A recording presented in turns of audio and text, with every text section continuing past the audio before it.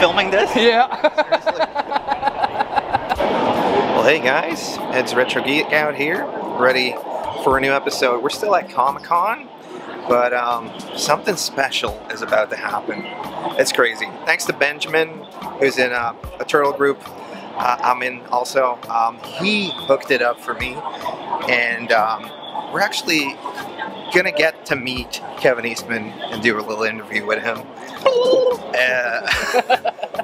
Stress levels are high, but yeah, come and join us as we hopefully get to talk toys with Mr. Eastman himself. Oh yeah! Wow! Super excited! Wow! Hi, my name is Erin, and I have a channel about toys. My favorite toy line is Turtles. Everything you've done is out of YouTube without me. Thank you. What I wanted to talk to you about today is mainly the toys, and starting by just asking you which toys that you grew up with. Toys that I grew up with were, you know, lived in a very small town a long time ago, maybe mid-60s, so it was a lot of, you know, matchboxes, Hot Wheels, Tonka trucks, things like that. But when I was a little older, I discovered G.I. Joe had just come out, and so that was The bigger ones. The bigger ones, yeah, the 12-inch, the original G.I. Joes, and so that was kind of fantastic because it was affordable, a lot of great equipment, and it was great for role-playing. So I probably did G.I. Joe was most of my younger life would be that kind of thing. Did you get into the Kung Fu grip ones? Yeah, that was, you know, they had Eagle Eye and then Kung Fu grip and some other one.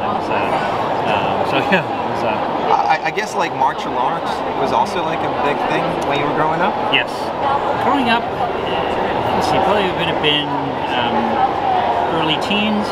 We moved from the countryside where we lived to a bigger city, which we had cable TV, and so still living in Maine, it was a very small town, and so with cable came there's a couple of stations out of Boston that would run monster movies back to back on one Saturday, and then the following Saturday they'd run martial arts movies, and so that was my first exposure to martial arts, and so I fell in love with it as a form, you know, I immediately fell in love with Bruce Lee as an actor and a character and a martial artist, so that was really the inspiration, one of the earliest inspirations of Turtles was, you know, Bruce Lee was a character. Bruce Lee was an animal. What would be the silliest animal? That was definitely. That's where he got the Turtles. So then you created a comic book with your co-creator. Yep. It did wonderful. I think the first toys that came out were the Dark Horse miniatures. Yep. And did you have any say in that type of deal coming out? Yes, that was what was great about the earliest years, and actually throughout all the early years with the Turtles, is Peter and I, because we created it, owned it, we had full say on anything and everything that was done with it. So the Dark Horse miniatures being the first one, and they were based on the role-playing games. And so the role-playing game was the first license we did probably in 1985. It came out in late 85, early 86. And so all those characters that we created for the role-playing game, then this company licensed miniatures to go along with that. So it was almost like, it wasn't a toy store toy, it was a hobby. Yeah. Toy You could like paint them, but it already had Future Toy, it already had Triceratops and all those cool characters in there. Yeah. So yeah. Those were the first ones, and I love those. I still have them all. It's like they were fantastic. And then we get to the Giga explosion at the end of the 80s, going into the early 90s, a decade long, going from working together with Playmates.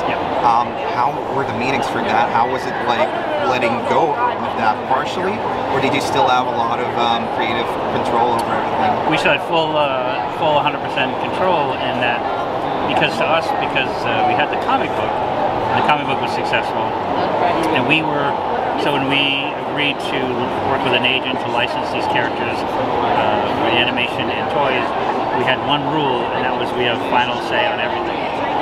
We just said we don't, and they said, well, you won't get that. And they said, then we won't do it. Okay. We don't need to. Because you were some of the guys in the mid 80s that really went from having, you know, full ownership of your characters. You know, like that was one of the things you really went for, I guess. Yeah, so it was important to us because you know, we had legends and heroes that we were fans of.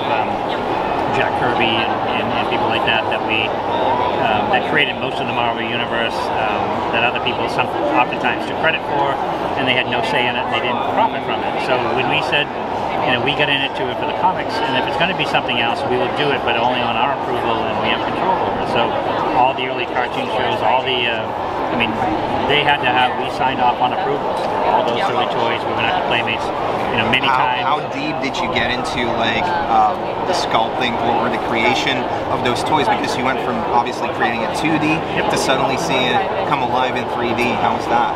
Initially it was because so many of the designs were based on things like the Dark Horse figures as sort of 3D versions of those or additional characters, but they, as a toy company, would base the toys were based on characters that they put in the actual animated series. So you had, and it was what they call the first line of toys. So you'd have, the 4 Turtles, Splinter, and then the bad guys. So you had like, Bebop, Rocksteady, and Shredder, and the Foot Soldiers.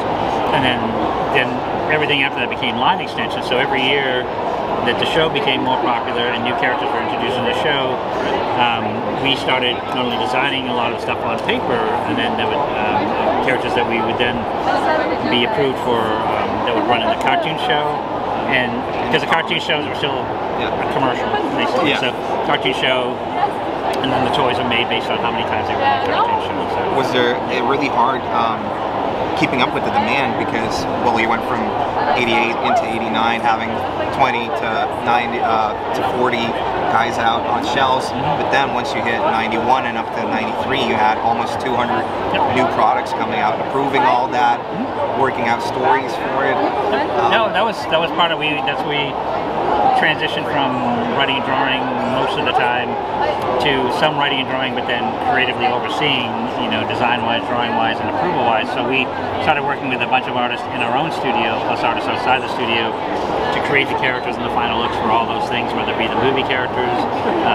We did 288 cartoon shows, 3 live-action movies, and so everything that the world saw with the turtle on it, we saw it first and worked on it in some capacity. So that was really like just a full-time thing for you? Did you guys still create comics yourself at that We still did, but it was just took more time to do them, so it was less time to do them. Wow. And when something hits that type of wave, that mania, that phenomenon that Turtles truly was and still is, how tough was it keeping licensing going in different countries and copyright infringement, the creation of bootlegs and stuff like that? It's all a process where we have a whole team of trademark and copyright people. We had an agent that we worked with. We had a licensing executive within our company structure that we kept track of everything, again, because we had approval over the deal, over the contract, signing the contract, approval of what the products were, what the look of it, everything that was done with it. We saw it, signed off on it, so that was spent most of our time was, again, 90 hours a week overseeing our characters and creation. Cool. And then one last question. Sure. I know you've been doing lots of signing action figures. Is there a favorite action figure in that vintage line? There's the 4 Turtle. The original line is my favorite, of course, but I would say one of my favorite all time was the larger size Krang with the android body, so the little Krang in there. I love that. It was just sort of reminding me of a cross between like a Ghostbusters figure and it was just a really funny turtle toy. It was one of my favorites. So, Thank you so much for my talking pleasure. to us today. Thank you very much. Appreciate it. Thank you so much. Yeah, it's really exciting to see you. Small world. You're welcome. No problem, sir. Leave the house like 4 times. You're filming this? Yeah. Seriously, You're still filming? Yeah, man. Subscribe at RetroGeekout. Good YouTuber, very good, bro. Very good. See you soon.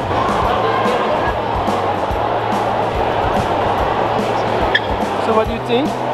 I think it was good. I think we asked the right questions. We know so much from interviews already. I just wanted to go a little bit deeper into the toys. Obviously, we didn't have time to really dig in deep and get down to sculpt level or anything, but it was great. It was amazing. It's like meeting one of the co-creators. It's insane, right? What did you think, man?